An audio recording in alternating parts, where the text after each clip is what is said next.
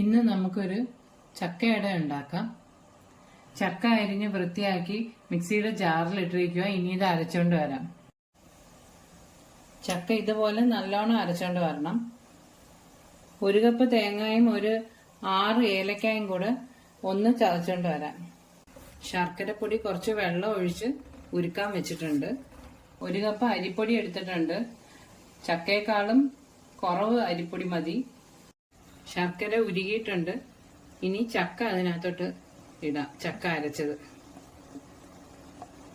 നേരത്തെ പൊടിച്ചോണ്ട് വന്ന ഏലക്കായും തേങ്ങായും കൂടെ ഉള്ളത് ഇതിനകത്തിടാം. ഇനി അരിപ്പൊടി ഇടാം. ഇതെല്ലാം മിക്സ് ആക്കിയിട്ടുണ്ട്. ഇനി തീ ഓഫ് ചെയ്യാം.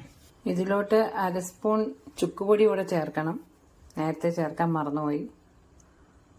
കുറച്ച് നെയ്യ് കൂടെ ചേർക്കാം. വാഴയില കട്ട് ചെയ്ത് ക്ലീൻ ആക്കി വെച്ചിരിക്കുക. വാട്ടയൊന്നും വേണ്ട. ഇനി അതിലോട്ട് ഒരു തവി മാവ് ഇട്ട് കൊടുക്കാം. ഇനി ഇല അടച്ച് ഒന്ന് പരത്തി കൊടുക്കാം.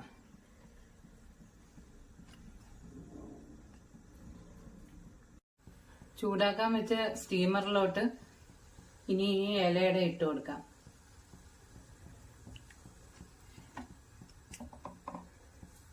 ഇലയുടെ എല്ലാം വെച്ചിട്ടുണ്ട്. ഇനി അടച്ചു വെച്ച് വേവിക്കാം. ഇലയുടെ റെഡി ആയിട്ടുണ്ട്. ചക്കയൊക്കെ കിട്ടുമ്പോൾ ഇതുപോലെയൊക്കെ ഉണ്ടാക്കി നോക്കണം. നല്ല ടേസ്റ്റ്. എല്ലാവരും ഒന്ന് ട്രൈ ചെയ്യണേ.